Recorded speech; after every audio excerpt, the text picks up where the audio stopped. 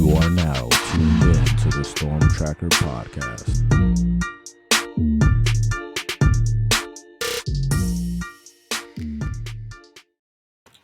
Storm Tracker Podcast here. I'm Marcus Benjamin, chilling with my guy, Frank Tucker from the Crib, South Florida. And this is At the Crib with CanesCounty.com, part of the Rivals.com network.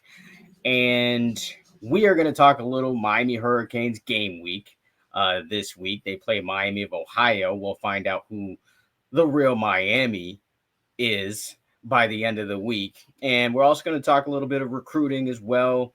Of course, some great news for the Hurricanes last weekend, and a lot more targets that Miami is looking at as well.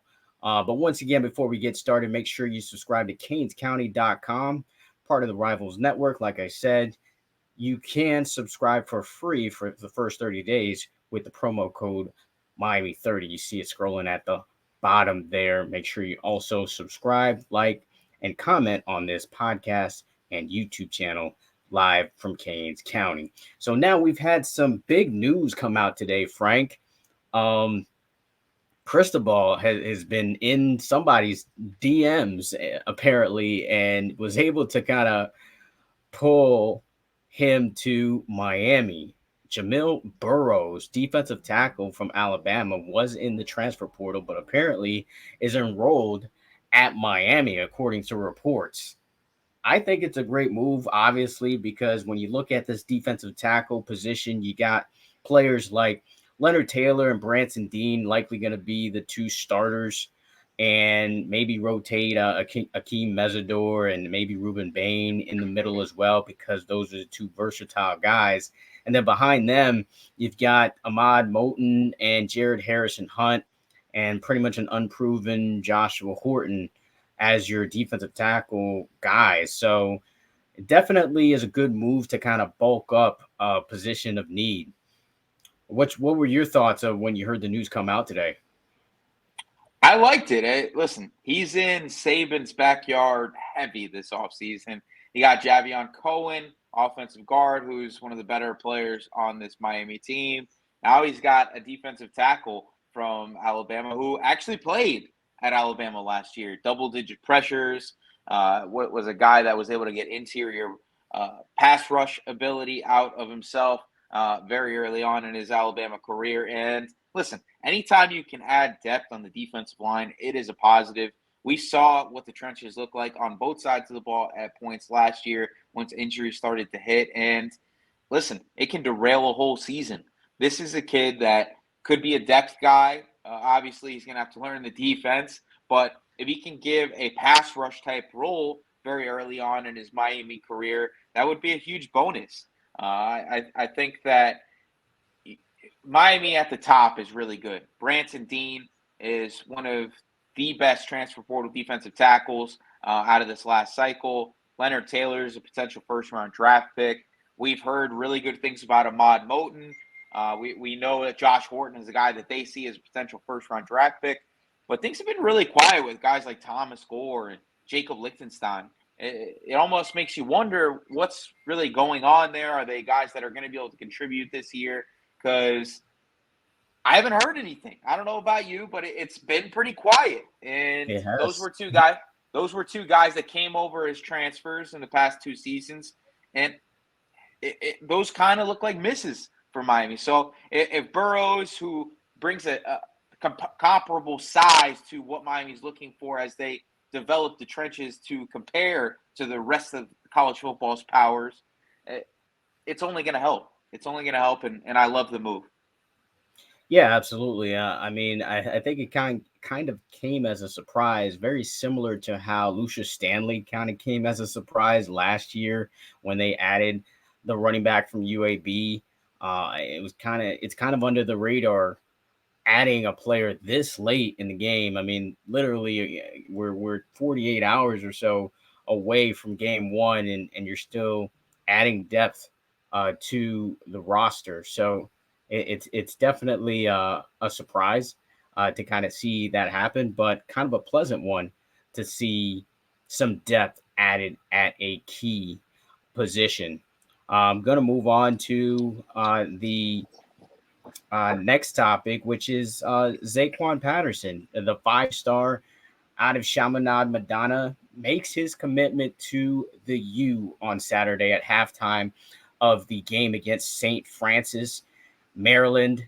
It was kind of a blowout game, but although, looking back at the tape, this game was a lot closer than that score indicates because they had 2 pick sixes in the game. And St. Francis's starting quarterback, Michael Van Buren, was knocked out early in that second half, and Chaminade was down 14-7 at halftime. So this could have been a lot closer, but Zaquan Patterson, when I look back at the tape, had an outstanding game. He was all over the field, made a bunch of solo tackles. He pressured Van Buren on the play that was a pick six, the first one. He's the one that caused the pressure. And then he also caused the pressure that caused Van Buren to ultimately be injured in the game. So and he had a blocked extra point. So he was pretty much all over the place. And now he will be in Coral Gables eventually next season. Frank, your thoughts on Zaquan committing, and props to you for having that. By the way, props to you for having that, sticking to your guns the entire time when there was all this FSU no smoke, and apparently it was a facade, just like you said in the message board on CanesCounty.com. I just wanted to give your flowers on that. I appreciate it. And listen, that was an injection of media influence from that Florida State staff that I wish it didn't go down that way, because there was nothing from Zaquan Patterson that indicated that this was going to go anything other than Miami. We saw that it was Michigan and Miami for a long period of time. Michigan didn't hit certain things in his recruitment that it needed to, and that became a Miami forefront going forward. It was super easy to see for me. Obviously, I'm a little bit closer to this situation than most. I've known Zaquan for a long time, and he's one of my babies. Love the kid to death. So I'm very biased on what this means to Miami recruiting. He is an exceptional talent. We saw it on full display Saturday. There's a reason he's a 5-star football player. He is a football player. He's not just a safety. He's kicked off the game with a huge hit on a punt return, blocks an extra point, like you said, which is one of dozens that he's done over the course of his high school career. He also had a pick six the week before. I think he had 9 tackles overall in that game, a couple tackles for loss. Like you said, a couple of pressures on Michael Van Buren, an Oregon commit. And overall, he just showed how versatile he is and the type of impact he can have very early on at the University of Miami. He already fits the size perspective that Miami wants at any position on the field. He's 6'1", on probably around 190, probably inching closer to 195 pounds as each day passes by. And unlike a lot of safeties, he doesn't have this ego that he has to be sitting over the top. He loves to blitz off the edge. He likes to play in the box. He likes to be that flat defender in a cover 3 type setting. So he has that versatility to be a true athlete on this defense as well. We've seen him at 7-on-7 cover some of the best in the country at cornerback and do it at a high level. We've seen him get picks in 2 high settings as a safety. He's got 5 interceptions over the course of his high school career. So he has the capability of doing that. And outside of just what Zaquan brings to the table as a prospect, this continues the pipeline of Chaminade Madonna. I know for a long period of time, around a year ago, we saw this kind of go away a little bit, right? Thad Franklin ends up transferring out of the program with rumored conflict with Miami coaches. Alan High doesn't pan out. Corey Couch hasn't really developed into a consistent starter for this Miami team. So overall, this combined with Josiah Trader committing to the University of Miami means 2 of 3 5-stars on this team are deciding to stay home. That is huge. And not only that, it continues the momentum that Miami has in recruiting Jeremiah Smith. I know Florida State is a player in that. Georgia's trying to get back in. Florida's thinking that they have a shot. And Ohio State is doing everything possible i.e. offering Chance Robinson an official scholarship and trying to make him the fourth committed receiver in the class, basically. But overall, Miami is doing what they need to make things happen at Chaminade Madonna, and this is just a next step towards that. If you look at this 2025 and 2026 class, even 2027 at Chaminade, it is absolutely loaded on this roster. And Miami has their eyes set on a number of these guys, and I think that you're going to see a couple more offers go out this season with Ja'Quari Lewis, who's a 4-star running back in our rankings, top 250, borderline top 250 guy, top 30 running back, who has the ability to play in the slot. Kyle Washington, a top 250 player, slot receiver with elite speed and a nice offer sheet. We saw Anthony Man Smith, defensive tackle, playing defensive tackle for them, right? One after the other. There is plenty of guys that Miami is going to want at Chaminade Madonna going forward. And the more representatives you have from that championship winning program and a team that could compete for a national championship this season, it only helps. And I love what Mario Cristobal and Dennis Smith and Lance Geiger, who deserves a lot of credit for what he's doing on the recruiting trail, have done in building a pipeline to Chaminade Madonna, despite outside factors kind of creeping themselves in.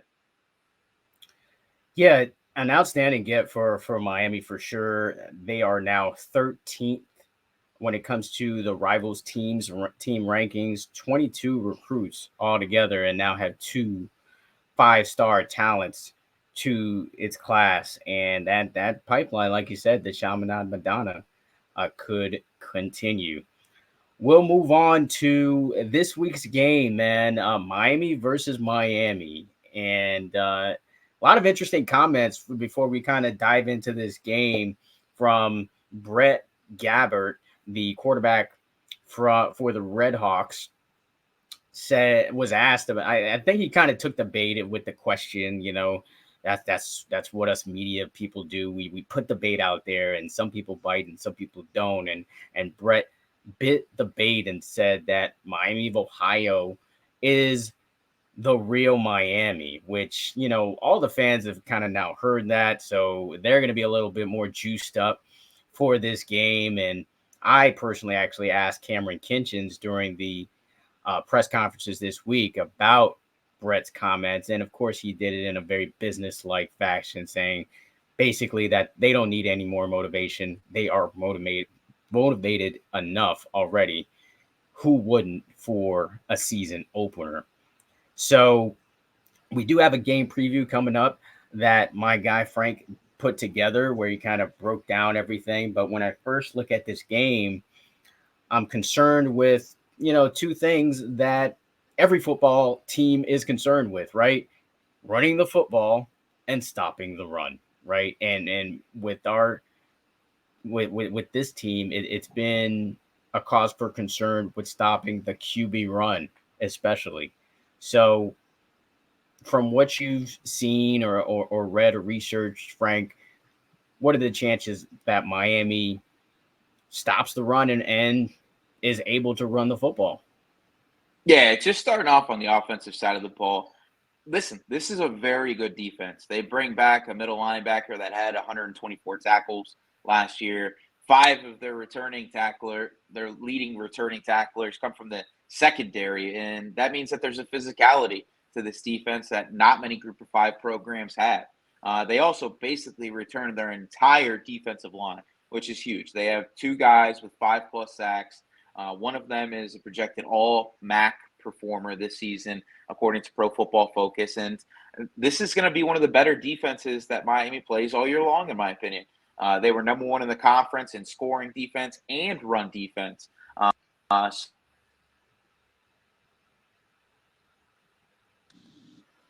Sorry about that. They were number 1 in run defense as well. So it's going to be a tough game for Miami running the football. Now, I think that Miami is going to be able to stop the run pretty easily with Miami, Ohio, because they lost their leading rusher from last season. And Gabbert's not your total prototypical dual threat quarterback. He's Right. more of a pocket passer. He ran for 150 yards in his last full season as a starter, showing that he has some mobility, right? He can break the pocket a little bit, make some plays when there's just a lane for him to run, maybe breaking some first down opportunities, which we saw from time to time, even from the not even the best of runners Yeah. in the Kevin Steele defense last year. But overall, I think Miami is bringing a whole different approach under Lance Guidry. And I think that this defensive line is coming in pretty healthy. The linebacker core has gotten upgraded in a major way with an influx of freshman talent, plus Francisco Mauanoa, who I think is one of the best linebackers in all of college football, plus James Williams coming down closer to the box. There's a recipe for success to be had with Miami stopping the run. The one thing that I'm more concerned about is Miami going to be able to go against an experienced quarterback who has had some statistical success, i.e.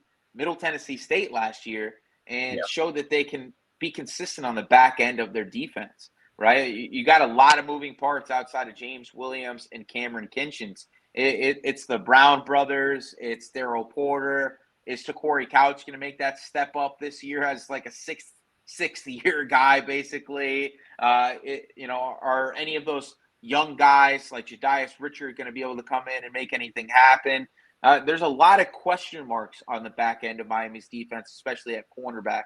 So I would love to see them be able to limit the passing game rather than stop the run game, because it's not going to be that much of a factor. Miami of Ohio has struggled in the run game for years now. Now, the one thing that is kind of scary to me, anytime this team has rushed for, I think, over 180 yards, they're 5-1 in the past year. So if there is some success to be had, they can cause some problems. But overall, there's not a lot of talent in that Miami of Ohio backfield. It's the Gabbert show. He has some speed on the outside, and he does have a tight end that is 6'5" and able to jump into the slot as well as more of your modern tight end, outside receiver threat in the new age of football.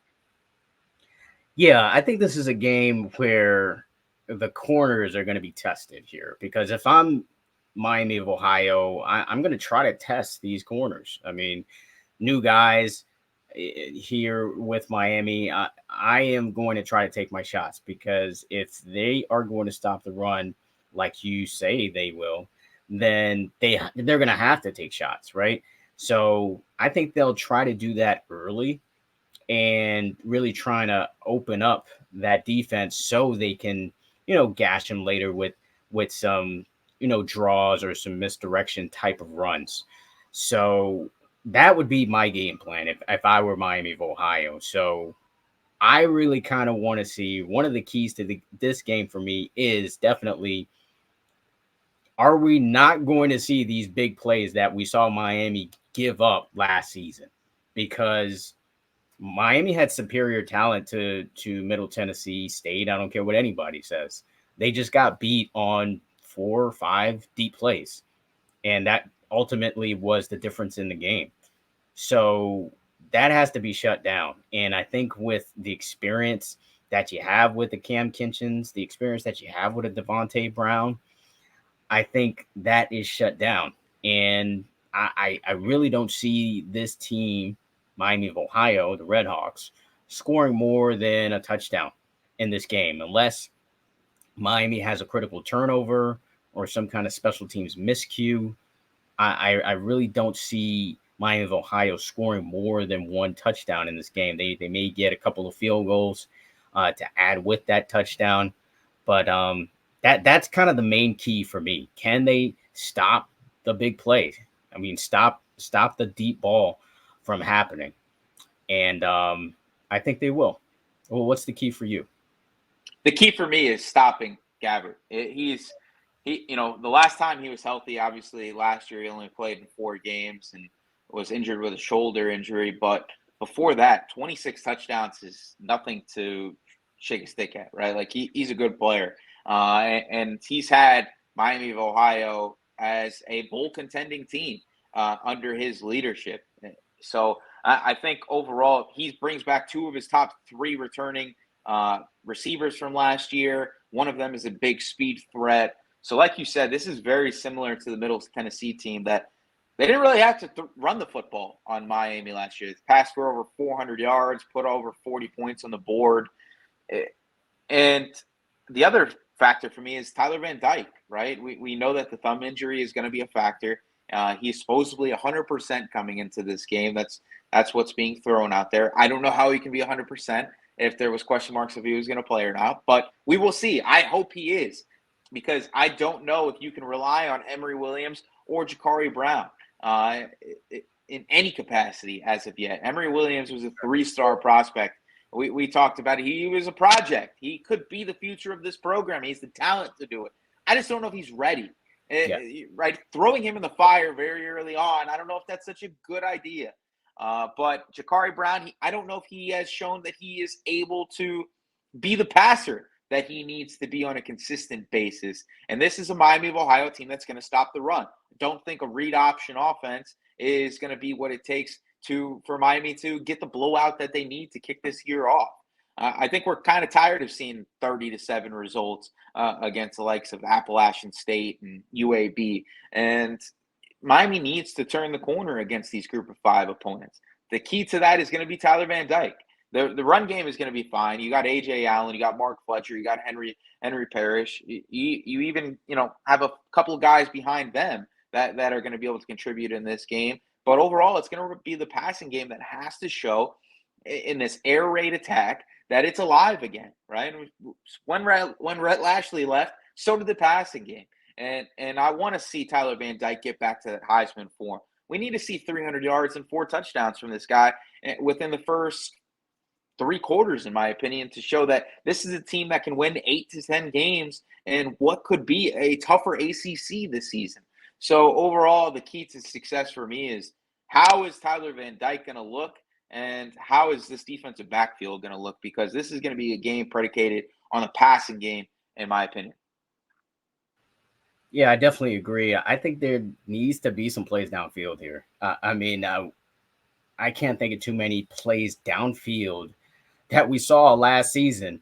I think we got to go back to maybe 2021 to really kind of see a lot of plays downfield. And when you talk about plays downfield, I kind of want to see some plays to Brashard Smith.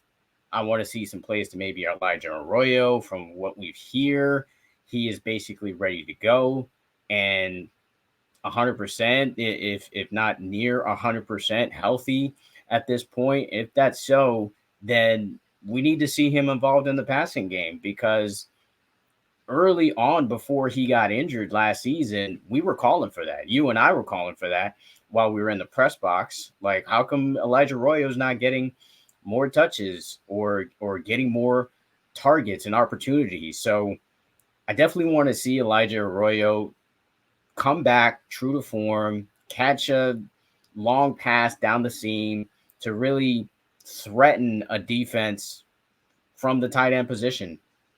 I kind of really want to see that. We did see that in spurts last year from a Will Mallory, but Elijah Arroyo is a lot more athletic, or I think is actually more talented to me than a Will Mallory, and which is saying a lot, because Will Mallory was a 5th round NFL draft pick.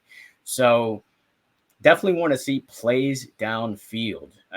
That has to be something we see in the game. And which takes me to just the players that just needs to step up. This, not only in this game, but this season. Last season, you maybe had what I call, I guess, no-show type of seasons, or maybe seasons where players weren't living up to their full potential. And I'll throw out a name that I think needs to step up, and for me, that's Jacoby George. Jacoby George needs to step up, because last year he's kind of in a lineup.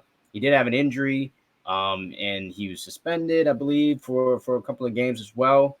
But this season, you want to see a whole season from Jacoby George. You're being taught under a wide receivers coach who was a wide receiver as his time at the U with Kevin Beard. So also from Plantation High School, like George. So you kind of want to see him take the next step because he is a sure-handed receiver and he's explosive. So I think he actually has potential to be the player of the game on Friday night. I think he can, make those plays downfield and also eat up chunk yards with yards after the catch. Jacoby George is a player that definitely needs to step up in this game and the season. What player for you needs to step up? I think the whole offense needs to step up. But one guy that I'm really excited to see in this offense is Tyler Herold. You talked about those big plays. You talked about the need for explosive plays that we have not seen from this offense. You and I at the beginning of the year before Elijah Royal kind of got banged up, that he was one of the only players that when the ball got in his hands, things were going downfield, right? It was the biggest plays of the year, other than Bethune-Cookman appearances from Xavier Restrepo, was Elijah Royal early on, and occasionally Colby Young, up top and somebody in a big way. Tyler Herold is elite from a speed standpoint, around a 4.2 speed. Guys at the Senior Bowl are saying that he could potentially break the 40-yard dash record at the NFL Combine when that time comes. That is huge kudos, right? He is a player that came from Alabama, didn't have any success, was a star at Louisville for one season, averaging over 20 yards a catch. He's got to come to Miami. He's back home. We've seen him on the jugs machine heavy. That he's got to have that season where we see some life, so he has an opportunity to make it to the league. Because if it's just another no-show season, like you said, we've seen from so many Miami receivers especially, he's just another guy. He's a jag for this Miami offense. And I think that they need him to be more than that, because I don't know how much you're going to get from Brashard Smith. He's kind of become more of a possession receiver, averaging around 10, 11 yards per catch. Colby Young, we know, is wide receiver one, and he's going to be game planned against that 6'4" with really good speed. Jacoby George, while having that South Florida ability after the catch and making some things happen like he did against Texas A&M in moments, overall, he's not the speed threat over the top. Neither is Xavier Restrepo. And I don't know if Ray Joseph and Robbie Washington are ready just yet to take this offense over. Tyler Herold is an experienced player who has elite speed, and he's also over 6 feet tall. So I love what that he could potentially provide to this offense. Another guy I'm really excited to see is Shamar Kirk. How quickly has he adjusted to this offense? What are we going to see from him? It seemed like the staff was really excited about what he could potentially bring to the table. They kind of prioritized him in the offseason as one of those guys to inject some talent into this receiver room. So those are really – I want to see what the additions look like in this group, because we've seen what these guys look like in this Miami receiving core. You kind of are what you are, right? Tyler Van Dyke, we don't really know what Tyler Van Dyke, because we've seen such highs and such lows. But with the receiver room, it's been mostly just here. It's just been, it's like a heartbeat. It's not very much crazy up and down. It's more do. And I want to see somebody that gives me some highs. I want to see a guy that is giving me an 80-yard touchdown, getting the stadium excited. Because if we're able to do that, you're able to maybe make some things happen against the likes of Florida State. You're able to make some things happen against the top teams on this schedule. So Clemson being one of them. So I'm excited. I'm excited to see what the additions look like.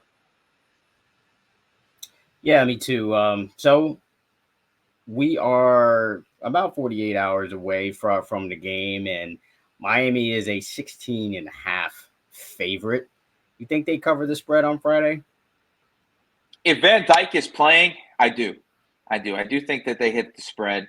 I don't know if it's going to be like a 63-13 type result like a lot of fans are hoping for. We've seen some comments on the YouTube page, on the YouTube channel saying like, oh, this is going to be a blowout, or on the message board, oh, this needs to be a blowout. I don't know if it's going to be like that. This is a brand new offense. You're completely changing the scheme. You have a lot of new additions. It's a basically brand new offensive line. a lot of youth in the running back room, and Tyler Van Dyke's a little banged up. So I think that they cover the spread, but probably like 27-10 or 35-10 type result. If we're lucky, we might see like a 45-7 type thing. But overall, mostly defensive performance with hopefully some big plays from the offensive side. Well, we will see. We've been waiting for a long time for football, so we are finally going to get it back at Hard Rock Stadium and find out who the real Miami is. I think it's pretty clear who the real Miami is. When I asked just kind of casual people, like, did you know that there's another Miami? They're like, no, I had no idea. Like, why? And some people would ask me too, is like, why do they have an FL next to Miami? And I'm like, oh, because there's a Miami of Ohio. So we'll see what happens. The last time Miami played Miami of Ohio, it was 54-3, although that was in the glory days of the Miami Hurricanes in the late 80s. And it was part of that 58 home winning streak. Hopefully this is the beginning of a new one or a beginning of a new one, because they did lose their last home game. Hey, listen. Hey, he can have confidence in his team. I haven't really even heard about Miami, Ohio, even as a college football fan, since Ben Roethlisberger was in the program. Like, right. I can't even name a player from Miami of Ohio in the NFL. I really can't. And that is, yeah, Ben Roethlisberger, man. Like, that's the claim to fame. And, they were part of the reason he dropped in the draft, So it is what it is, I guess. Exactly. Nobody knew who he was. If he was in a better team, he'd probably be the first player, first quarterback taken. But that was a hell of a draft that year. I believe Manning and no, that was the Aaron. I think that was 2004, and I'm pretty sure it was Aaron Rodgers, Alex Smith, and a couple other guys. Okay, we'll look it up to see for sure. But let's move on. Let's move on to some high school ball, man. And there were a lot of great players that Miami commits that really showed out. Go to CanesCounty.com for a rundown of the players that had some top performances of the week. Got some big games coming up this week too. Miami Central travels to Vegas. I think both of our guys, the 305 Sports Twins, will be out there for the game, covering our guy or Miami's commit, Elijah Lofton, but of course our hometown team in Miami Central. So it's going to be a very very interesting matchup there. Two top 10 teams battling it out west. Last time these two teams met, it was a field goal game. It was here in Florida, but it was on the west coast of Florida, and it was a field goal game that Gorman came out with a victory. And no lights out. And Central was out without their starting quarterback in that game, okay? Yeah. Mike Alhado, the quarterback for Bishop Gorman, was still the starter at the time, and Miami Central still almost knocked him off. I like South Florida in this one, man. I think that they're gonna pull it off. Surprise, surprise. But the matchup I am looking for here is Bishop Gorman has two of the best offensive linemen in the country. I think Miami's offered both of them. One is a tackle, one is a center. And it's going to be a matchup of Armando Blunt and Randy Adarica against these two guys. So we're going to see what they're able to do against the best in the country. Armando Blunt, 6 sacks against Vanguard a couple weeks ago to kick things off. That's huge. I went into it almost thinking like there's a typo there. Somebody messed something up. Maybe they meant tackles for loss. And then you go back and watch his highlight tape. There's 6 sacks there, which is extremely surprising, even with a guy who's a 5-star ranked player, because there were times we didn't even see Ruben Bain get 6 sacks in a game. So that's going to be a fun game. I wish it was on national television. Unfortunately, it won't be. I think Bishop Gorman has their own streaming service. Oh, okay. That sucks. Yeah, so Yeah, so I think you go look online. Bishop Gorman Athletics believes that they have their own media team, so you can check the game out there. There's also Chaminade Madonna versus Cardinal Gibbons, so you'll see, former Miami Target tight end Colton Heinrich, current Georgia commit, mixed with some other really good talented players at Cardinal Gibbons, going against a plethora of Miami Targets and commits at Chaminade Madonna, and a Broward matchup of private schools that are routinely state championship contenders and routinely finish it off with state championships. So excited for that game Friday. Unfortunately, it is on the same night as Miami's home opener. So we're going to have to logistically find a way to be able to go watch our high school guys as well as our college guys. Well, the great thing is that after the game, I'll be able to find that stream and watch, Gorman and Central, because that game starts at 10 p.m. Eastern. There you go. Yeah. There you go. Hopefully Miami Hurricanes are absolutely putting it on Miami, Ohio, so you can get out of there quick, get through that press conference, and then it's on to the Bishop Gorman Miami Central game for you and your viewing purposes. Yeah. So you haven't put out the rankings yet, but I'm pretty sure they're in the works. I'm a little disappointed because I like to have that graphic up so we can discuss. I know. It's been a crazy week. Unfortunately for me. But listen, the rankings have changed tremendously. Can you give me the top 5? I can give you the top 5. Chaminade Madonna stays at number 1. Miami Central number 2. We got a surprise at number 3. Miami Norland coming off a huge performance against 2022 state champion Lakeland, where they nearly put up half 100.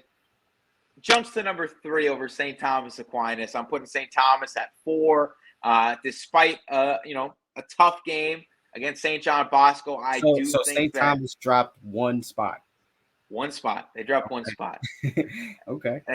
And then I got Booker T. Washington at my 5th spot, followed up by American Heritage, Western High School, and then Christopher Columbus. Homestead, unfortunately, disappoints me. They were my dark horse this year. I had them right under St. Thomas because I thought that was going to be the battle of 3M. And then they go and fall to Miami Palmetto, led by Ja'Cory Barney, who's playing quarterback. Wasn't that game called early? No. So they had the scare where everybody had to hit the floor. Unfortunately, that happens sometimes in South Florida. We got to deal with that at times. Right. But it did finish. Okay. I actually watched it on the live stream, and Palmetto got a tough 4th down stop. As time kind of ticked down, as Homestead was getting into their side of the field, and they pulled off the upset 13-12. Extra points do matter, people. Yeah, they do. Kickers are football players too. They sure are. Unfortunately for Homestead, they did not succeed in their 2 extra point opportunities. So they fall very far in my rankings. Palmetto makes a huge rise. So you got 2 surprise teams in my top 10, Coconut Creek and Miami Palmetto. I hope Miami continues to push for Ja'Cory Barney because he's a dynamic player. He has gotten Miami Palmetto back into the good graces of South Florida high school football, and he's doing it at a position that is not natural to him. He's playing quarterback, and he's actually making some throws, which is super surprising, while showing how special he is athletically by just running all over everybody. So he's going to be a player to watch all year long. I would not be surprised to see if he ended up being a large school, the 3M and 4M Miami-Dade Offensive Player of the Year in Dade County this year. That's how good of a year I think he's trying to put together. So that's a huge performance that I would love to talk about. And I know we wanted to talk about performances a little bit. I got to give a shout out to Enyo Yapor, 2025 quarterback from Miami Norland. Over 500 yards of total offense, 480 of them coming through the air. I know he's a dual threat quarterback. He puts 480 yards on a Lakeland defensive backfield riddled with Division I kids. He scores 6 touchdowns, 5 of them through the air. and puts up 48 points. 48 points on a Lakeland team that is just loaded with talent and expected to once again compete for a state championship. So huge shout out to EJ over at Norland. Norland is continuing to surprise people. The Predator. And I'm taking credit here. I came up with that nickname. I did. I came up with that nickname. I made a graphic early last year. If you know EJ, you saw his face mask very early on in his high school career, mixed with the dreads and just, a very strong frame. He's a kid that mimicked the Predator heavily. Changed the helmet up a little bit. Yeah, he's scary out there when he's running the ball, too, because he's not afraid of contact one bit. Yeah. So. And then, there were 2 plays that he made. They had him for a safety with 3 guys draped on him. He throws it out, and they get a first down. Then another play, he breaks 3 tackles in the backfield and throws a dart to Miami target receiver in 2025, Jade Card. And he just walks in for a touchdown just because of the sidearm throw mixed with broken tackles from one of the best dual threat quarterbacks in the country. So shout out to EJ. That's my performance of the week. I don't know about you, but I got to give credit where credit is due, and he deserves it in a big way. Yeah, definitely. I mean, if I'm going to say a performance of the week, I think it's a kind of a co-performance of the week with Zaquan with the number of tackles that he made and him all over the field. And Chris Wheatley-Humphrey, man, he ran for over 200 yards. I mean, yeah, it was against Doral Academy or whatnot, but still, 200 yards is 200 yards. And I think he deserves more recognition than what he has, I guess, gotten so far. And he's on his way to his 4th star. So I just wanted to shout out him as well as his team, South Broward, shut out Doral 46-0. So he averaged 17 yards per carry in that game. Which is insane. That's insane. He had 12 touches. He scored 3 times and averaged 17 yards per carry. I told everybody when he committed, right? This was a Chris Johnson type addition. We saw Chris Johnson go from a Rutgers commit to a 4-star running back who sat pretty close in the rankings to Mark Fletcher. I think the same thing could happen for Chris Wheatley-Humphrey. We've talked about it pretty much ad nauseum now. And we know what he can do as South Florida people. I think that the nation is going to continue to get a better look on him as he continues to rack up 200-yard games, because he is going to do it routinely for that South Broward team. As the focus for them. Absolutely. Definitely more from him during the season. I'm going to definitely catch a game, and I'm going to show off my editing skills once again and put together another highlight reel. Fans seem to really love that, so I'm going to do my best to do that. But that's going to wrap it up for the Canes County Storm Tracker podcast. Another great episode. Catch us next time where we always talk Miami recruiting, of course, Miami athletics as well. Make sure you subscribe to the website, canescounty.com. Use the promo code Miami30 for the first 30 days for free. Don't forget to also like, share, subscribe, and comment to this YouTube channel and podcast. Until the next episode.